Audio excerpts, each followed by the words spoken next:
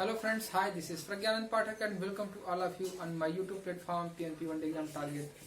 दोस्तों, हम आज स्टार्ट करने वाले हैं जो पेपर 2 सीटेड पेपर 2 में सोशल साइंस आता है क्लास 6, 7, 8 की NCERTs। इसका सीरीज शुरू किए हैं हमने। आज क्लास 6 का ज्योग्राफी का यूनिट 1 स्टार्ट किया है हमने। इसी तरह से डे बाय डे हम करते रहेंगे और एग्जाम तक आप देखोगे कि आपके 60 मार्क्स से जो भी पोर्शन है, जितने भी पार्ट्स आपके 60 मार्क्स के हैं, जो भी मटेरियल है, सारे कवरेज हो जाएंगे आपके 6, 7 और 8 के NCERT से।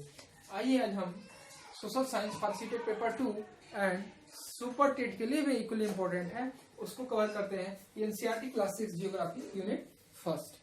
अब उसका हम नोट आज तैयार करने वाले हैं।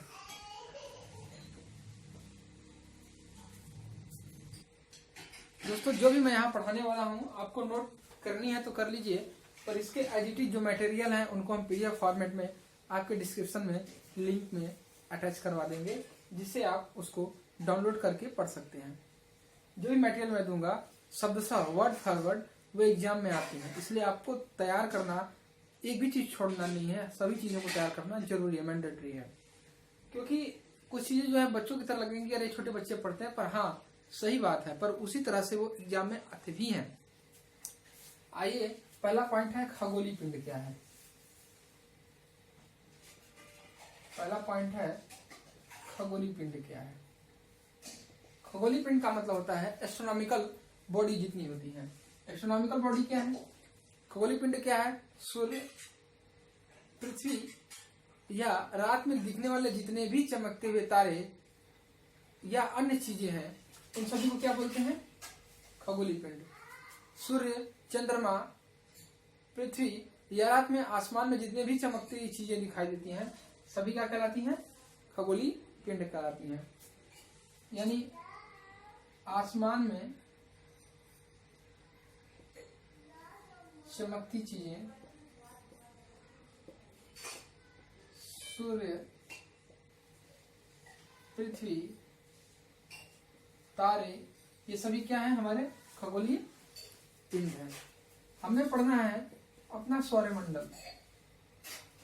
सौर का अर्थ होता है, सौर का अर्थ होता है सूर्य से, और सूर्य का परिवार जो होता है वही क्या कहलाता है? सौर मंडल कहलाता है। सूर्य अपने परिवार का मुखिया होता है। क्या होता है ये?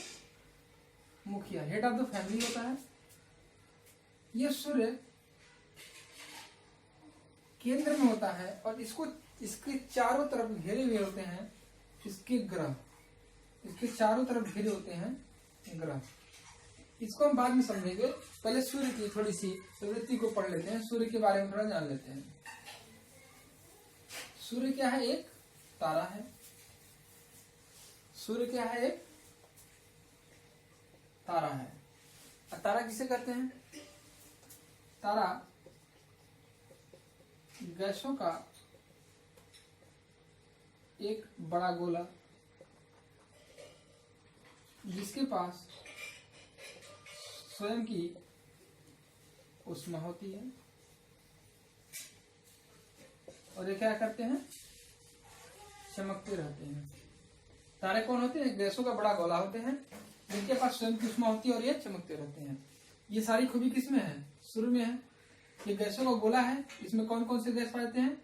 2 गैस पाए जाते हैं, एक है हाइड्रोजन और एक है हीलियम। हाइड्रोजन और हीलियम गैसों के मिश्रण का एक गोला होता है सूर्य। इसमें स्वयं की ऊष्मा होती है। सूर्य में उत्पन्न होने वाली ऊष्मा नाभिकीय संलयन के कारण होती है। नाभिकीय संलयन क्या होता है? Nuclear fusion. Nuclear fusion, not fusion, sorry, nuclear fusion. The energy in sun due to nuclear fusion process. Hydrogen और हीलियम गैसों का गुब्बारा होता है। न्यूक्लियर फ्यूजन से इसमें ऊर्जा उत्पन्न होती है, स्वयं की ऊष्मा होती है और ये सूर्य चमकता भी रहता है। इस तरह से सूर्य क्या है? एक तारा है, ये प्रूव होता है। और तारे कौन कौन से होते हैं? गैसों का एक बड़ा गोला होता है, स्वयं की ऊष्मा होती है और ये चमकते रहते हैं। अब सूर्य के पास 8 ग्रह होते हैं। सूर्य के पास क्या है? अच्छा, सूर्य से जो प्रकाश होती है, सूर्य की जो प्रकाश है ये पृथ्वी पर 8 मिनट में आती है। कितने मिनट में आती है? लगभग 8 मिनट, 20 सेकंड लोग बोलते हैं, आप लगभग 8 मिनट लिख सकते हैं। जो एनसीईआरटी लिखा हुआ है लगभग 8 मिनट लिखा है, वो 8 मिनट 20 सेकंड नहीं लिखता है, क्यों लिखा है लगभग 8 मिनट। और प्रकाश की जो चाल हमारी एनसीईआरटी दे रखी है वो है, जो प्रकाश की चाल दे रखी है, प्रकाश की चाल, जो प्रकाश की चाल है वो है 3 लाख किलोमीटर प्रति सेकंड। और जो पृथ्वी की दूरी है सूर्य से पृथ्वी की दूरी जो है वो कितनी है? 15 करोड़ किलोमीटर। ये सारे जो फैक्ट है वो इंपॉर्टेंट है आपके लिए। इसमें कौन सा सही नहीं है? 3 फैक्ट दे देगा, चौथा एक अलग फैक्ट दे देगा। क्या दे देगा? सूर्य एक तारा है, नहीं लिखेगा सूर्य से पृथ्वी की दूरी 15 करोड़ किलोमीटर है, प्रकाश की चाल 3 लाख किलोमीटर प्रति घंटा होती है, और प्रकाश पृथ्वी पर लगभग 8 मिनट में पहुंचता है। और चौथा पॉइंट दे देता है सूर्य एक ग्रह है। इसमें कौन सा सही नहीं है? तो हम जानते हैं कि सूर्य एक तारा है, ग्रह नहीं है। तो इस तरह से हमें पता होना चाहिए सभी पॉइंट को। ठीक है दोस्तों, आइए अब हम थोड़ा सा सौर मंडल यानी सूर्य के परिवार के बारे में देखते हैं। सूर्य का परिवार क्या है? फैमिली ऑफ सन।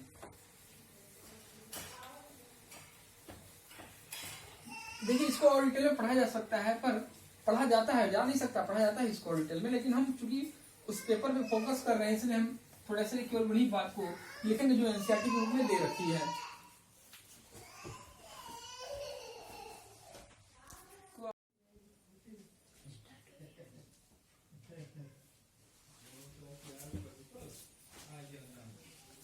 देखिए, ये सौरमंडल का परिवार है जिसमें यह सूर्य है और इसके 8 ग्रह हैं। सूर्य के पास कितने ग्रह हैं? 8 ग्रह हैं। सूर्य अपने सौरमंडल का सबसे हेड है, मुखिया है, ये बात मैंने बता दिया है। इसमें ग्रह दूरी के आधार पर ये लिखे गए हैं। सबसे पास में इसके बुध है, उसके बाद शुक्र, उसके बाद पृथ्वी, फिर मंगल, बृहस्पति, शनि, यूरेनस और नेपच्यून, जिसको अरुण और वरुण कहा जाता है। तो इस तरह से सूर्य कितने ग्रह हुए? 8 ग्रह। सूर्य को ये चारों ओर चक्कर लगाते रहते हैं इलिप्टिकल वे में। किस वे में? इलिप्टिकल वे में। बुध, शुक्र, पृथ्वी, मंगल, बृहस्पति, शनि, यूरेनस और नेपच्यून। इसमें देखिए बुध सबसे छोटा ग्रह है साइड में, नेपच्यून इससे थोड़ा सा बड़ा होता है, नेपच्यून थोड़ा सा बड़ा होता है बुध से। अच्छा, अभी जो गर्म कौन है, ठंडा कौन है, छोटा कौन है, बड़ा कौन, ये चीजें अभी हमारे इसमें कवर नहीं है, इसको बाद में ऐड ऑन करेंगे। लेकिन अभी जो कवर वो देखिए कि शुक्र, पृथ्वी देखिए सूर्य से तीसरे नंबर पे आती है, आकार में 5वें नंबर पे है। पृथ्वी आकार में 5वां सबसे बड़ा ग्रह है और सूर्य से दूरी के आधार पे तीसरा ग्रह है। पृथ्वी की जुड़वा बहन कही जाती है शुक्र को। क्यों कही जाती है? क्योंकि आकृति आकार में पृथ्वी के समान ही क्या है? शुक्र है। मंगल के पास 2 उपग्रह हैं। मंगल के पास 2 उपग्रह हैं जिनका नाम फोबोस और डीमोस है। मंगल अपने अक्ष पर एक दिन में घूम लेता है। ऐसा इसलिए मैंने लिखा एक दिन में घूम लेता है क्योंकि पृथ्वी अपने अक्ष पे एक दिन में ही घूमती है, 24 घंटे में। बृहस्पति अपने अक्ष पे सबसे जल्दी घूमने वाला ग्रह है।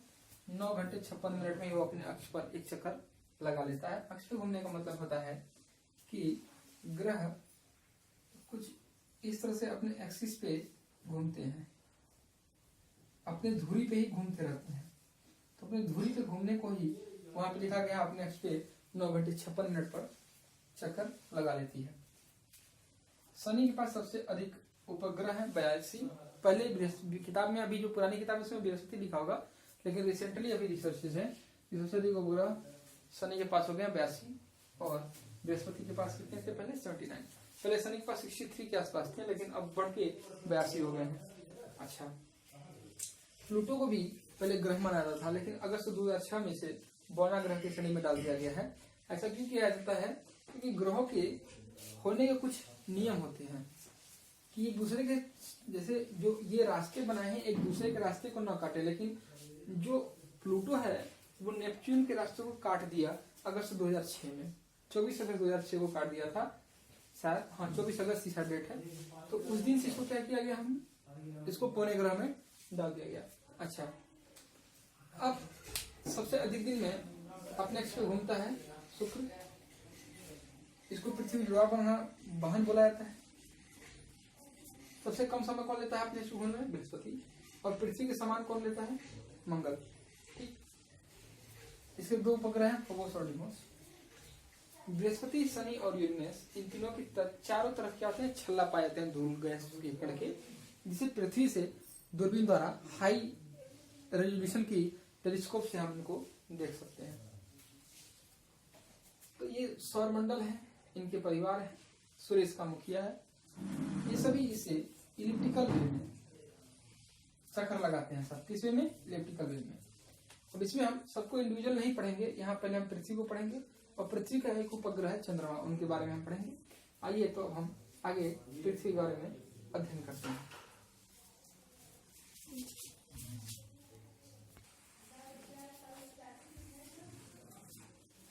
दोस्तों, पृथ्वी के बारे में देखते हैं। पृथ्वी क्या है? एक ग्रह है। ग्रह को अंग्रेजी में प्लेनेट कहते हैं और इसे ग्रीक भाषा में प्लेनेटाई कहा जाता है। क्या कहता है? प्लेनेटाई, जिसका अर्थ होता है परिभ्रमक या चारों ओर घूमने वाला। पृथ्वी क्या है? ग्रह। ग्रह को अंग्रेजी में क्या बोलते हैं? प्लेनेट। और ये ग्रीक वर्ड प्लेनेटाई से लिया गया है। प्लेनेटाई का अर्थ है परिभ्रमक या चारों ओर घूमने वाला। अब ग्रह क्या होता है ये देखते हैं। ग्रह क्या होता है? वे खगोलीय पिंड जिनके पास स्वयं की ऊष्मा नहीं होती, प्रकाश नहीं होता और ये तारों की सहायता से चमकते हैं। तारों की सहायता से चमकते हैं और ऊष्मा प्रदान करते हैं। जैसे पृथ्वी है, पृथ्वी स्वयं के प्रकाश से नहीं चमकता और न ही इस पे ऊष्मा रहती है। इसे किससे ऊष्मा मिलती है? तो इसके सबसे नजदीक तारा कौन है? सबसे नजदीक तारा पृथ्वी के सूर्य है। तो इस सूर्य से क्या करता है? अपना ऊष्मा प्राप्त करता है। पृथ्वी दूरी के आधार पर सूर्य से तीसरा ग्रह है और आकार में पांचवा सबसे बड़ा ग्रह है। पृथ्वी की जो साइज होती है, आकार होता है, वो गोलाकार नहीं होता है, वो भू-आभ होता है। क्या होता है? भू-आभ, जिसको इंग्लिश में जियार्ड बोलते हैं। क्या बोलते हैं? जियार्ड। ये अक्ष पे दोनों तरफ दबा होता है और इधर के साइड में निकला हुआ होता है। कुछ इस तरह से इसका शेप होता है, ऐसे शेप होता है। अक्षों पे दबा हुआ है और साइड में निकला हुआ है। जैसे संतरा देखा है, ऑरेंज, ठीक उसी तरह का इसका शेप होता है। इसे हिंदी में भू-आभ कहते हैं। भू-आभ का अर्थ होता है पृथ्वी के समान आकार। पृथ्वी को नीला ग्रह कहा जाता है। नीला ग्रह इसलिए कहा जाता है कि आप जब अंतरिक्ष से देखोगे पृथ्वी को तो ये नीले कलर का दिखाई देता है। क्यों दिखाई देता है? क्योंकि पृथ्वी के 2/3 हिस्से पे क्या है? पानी है। इसलिए अधिकतम पानी है, तो पानी का कलर नीला, अंतरिक्ष से हमें ये नीला दिखाई देता है। नीला दिखाई देने का कारण क्या हो गया? ये नीला ग्रह हो गया। तो पृथ्वी के बारे में हमने क्या पढ़ा? पृथ्वी एक ग्रह है। ग्रह अंग्रेजी के प्लेनेट शब्द से बना है और ये प्लेनेट शब्द ग्रीक के प्लेनेटाई शब्द से बना है, जिसका अर्थ होता है परिभ्रमक या चारों ओर चक्कर लगाने वाला। ग्रह क्या होता है? जिसके पास वह खगोलीय पिंड जिसके पास स्वयं की ऊष्मा नहीं होती, प्रकाश नहीं होता। तो ये ऊष्मा प्रकाश कहाँ से प्राप्त करते हैं? तारे की सहायता से चमकते और उष्मित होते हैं। जैसे पृथ्वी पे ऊष्मा और प्रकाश कहाँ से मिलता है? सूर्य से। क्यों?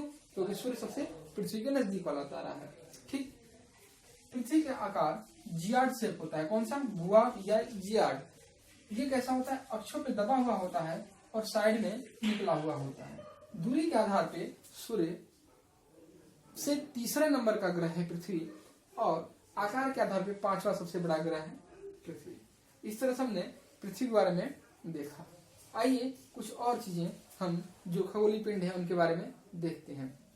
जैसे आकाशगंगा क्या होती है, ब्रह्मांड क्या होता है और आपके क्षुद्र ग्रह क्या होते हैं, सप्तर्षि तारे क्या हैं, इन सब चीजों के बारे में हम देखेंगे।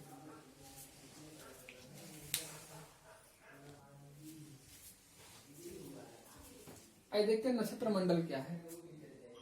जो देखेंगे आप आसमान में रात में, तो तारों का विभिन्न गुच्छा दिखता है, उनकी अलग अलग आकृतियां होती हैं।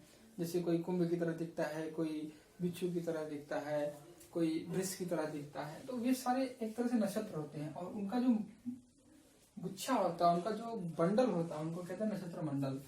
तो तारों द्वारा बनाई गई विभिन्न आकृतियां क्या कहलाती हैं, नक्षत्र मंडल कहलाती हैं। उदाहरण के तौर पे अर्सा मेजर और बिग बियर। आपके एग्जाम में थोड़ी ना पूछेगा नक्षत्र किसे कहते हैं, पूछ सकता है कि तारों द्वारा बनाई गई विभिन्न आकृतियों को क्या कहते हैं, नक्षत्र मंडल कहते हैं। अर्सा मेजर बिग बियर क्या है, नक्षत्र है या नक्षत्र मंडल है। अच्छा, अर्सा मेजर का ही सप्तर्षि तारा हमने बचपन से सुना है, 7 ऋषियों का जिसमें समूह होता है, 7 तारों का समूह होता है। तो सप्तर्षि तारा अर्सा मेजर नक्षत्र मंडल का ही क्या है, भाग है एक। अच्छा, देखिए ध्रुव तारा क्या है। ध्रुव तारे को उत्तरी तारा बोलते हैं, क्योंकि ये हमेशा उत्तर की दिशा में होता है। आपको यदि कभी दिशा भ्रम हो जाए, आप तारों को देख के पहचानना चाहते हैं रात में दिशा कौन सी है, तो आप देखेंगे ध्रुव तारा, और ध्रुव तारा क्या है, उत्तर दिशा में। आपको ध्रुव तारा कैसे देखेंगे, तो ध्रुव तारा देखने का सबसे अच्छा तरीका होता है कि सप्तर्षि तारा मंडल को देखिए। सप्तर्षि तारा मंडल को 7 ऋषियों मतलब 7 तारों के समूह को देखिए, और उनको एक सीधे लाइन में ले जाइए और उसे काल्पनिक रेखा ड्रा कर दीजिए।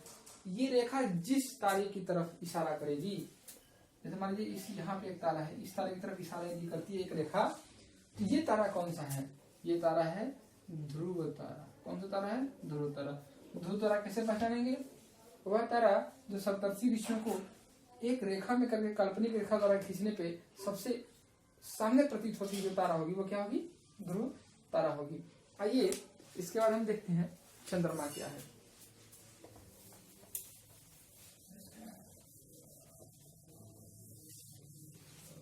दोस्तों, चंद्रमा, मून। चंद्रमा एक उपग्रह है। उपग्रह क्या होते हैं, ये इंग्लिश में सैटेलाइट कहता है। ये ग्रहों के चक्कर लगाते रहते हैं। इनके पास भी स्वयं का प्रकाश नहीं होता, स्वयं की ऊष्मा नहीं होती है। चंद्रमा उपग्रह है, किसका उपग्रह है, पृथ्वी का एकमात्र प्राकृतिक उपग्रह। पृथ्वी का एकमात्र प्राकृतिक उपग्रह। इसे जीवाश्म उपग्रह भी कहते हैं। क्या कहते हैं, जीवाश्म उपग्रह। क्यों कहते हैं, क्योंकि यह पृथ्वी से ही माना जाता है कि टूटा हुआ पिंड है, बहुत पहले पृथ्वी से टूट के अलग हो गया, जो कि चक्कर लगाने लगा। यह आकार में बहुत बड़ा दिखाई देता है, वास्तव में आकार में बहुत बड़ा है नहीं। क्यों, क्योंकि ये अन्य तारों की अपेक्षा या अन्य खगोलीय पिंडों की अपेक्षा पृथ्वी से सबसे पास में है मून, इसलिए क्या है, ये हमें बड़ा दिखाई देता है। पृथ्वी के सबसे पास में मून है, इसलिए हमें ये बड़ा दिखाई देता है। चंद्रमा जीवाश्म उपग्रह है, ये पृथ्वी का एकमात्र उपग्रह है। इसमें कलाएं होती हैं। कलाएं का मतलब ये अलग अलग दिन अलग अलग शेप में दिखता है। महीने के 30 दिन आप देखोगे तो इसके अलग अलग फेज बनते हैं, जिसको कला कहते हैं। कला ऑफ मून मतलब फेजेस ऑफ मून। एक पूर्णिमा होता है, एक अमावस्या होती है। तो पूर्णिमा पे जो हमें चंद्रमा दिखाई देता है उसे कहते हैं फुल मून, पूर्ण चंद्रमा। और जो अमावस्या को हमें दिखाई देती है, जो चंद्रमा दिखाई देता है उसे कहते हैं न्यू मून, नया चंद्रमा। तो आपसे पूछेगा न्यू मून या नया चंद्रमा कौन सा होता है। नया चंद्रमा वाली रात अमावस्या, पूर्ण चंद्रमा वाली रात पूर्णिमा, फुल मून वाली रात। एक होता है ब्लू मून, तो ब्लू मून अभी नहीं पढ़ना है आपको, मैं बाद में बताऊंगा ब्लू मून होता क्या है। तो चंद्रमा उपग्रह है, पृथ्वी का एकमात्र, इसे जीवाश्म उपग्रह भी कहते हैं।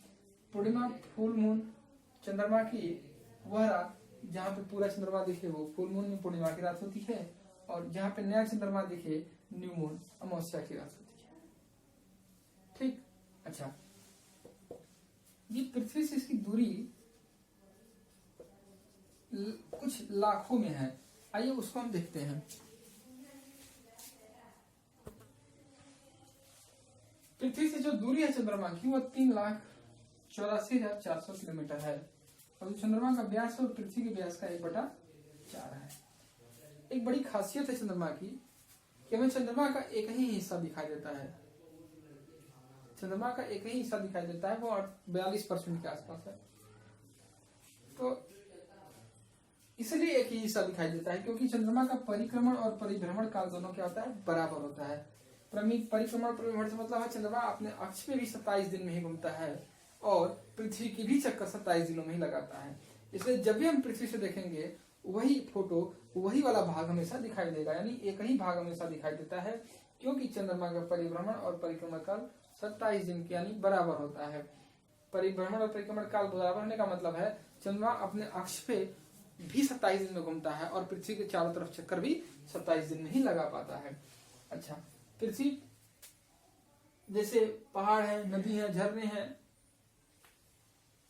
वातावरण है, क्या चंद्रमा पे भी उसी तरह से है क्योंकि पृथ्वी से ही टूटा हुआ भाग है? नहीं दोस्तों, चंद्रमा में कोई वातावरण नहीं होता है। इसका जो गुरुत्वाकर्षण होता है 1/6 होता है पृथ्वी गुरुत्वाकर्षण का। पृथ्वी गुरुत्वाकर्षण का 1/6 होता है चंद्रमा गुरुत्वाकर्षण। यहाँ पे पहाड़ तो है, मैदान तो है, गड्ढे तो हैं, पर पानी नहीं है, वातावरण नहीं है, इसलिए यहाँ पे जीवन नहीं है। अब यहाँ पे जो पहाड़ है इन सब की परछाई हम पूर्णिमा की रात को देख सकते हैं। पूर्णिमा की रात को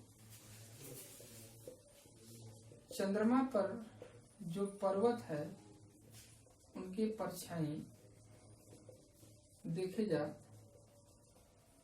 सकते हैं। ये रही चंद्रमा की बात है। चंद्रमा की बात क्या है? ये पृथ्वी का एकमात्र उपग्रह, इसका नाम जीवाश्म है। उपग्रह क्या होता है? पूर्णिमा की रात वाली चंद्रमा को फुल मून या पूर्ण चंद्रमा और अमावस्या की रात वाले चंद्रमा को न्यू मून या नया चंद्रमा कहते हैं।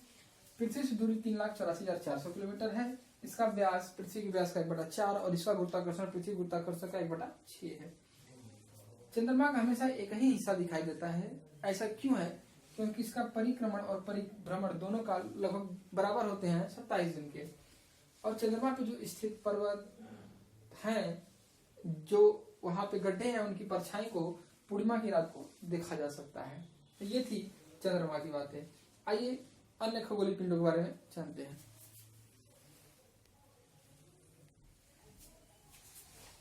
दोस्तों, क्षुद्र ग्रह के बारे में देखते हैं। क्षुद्र ग्रह से ही टूटे टूटे हुए छोटे छोटे टुकड़े हैं पत्थर के।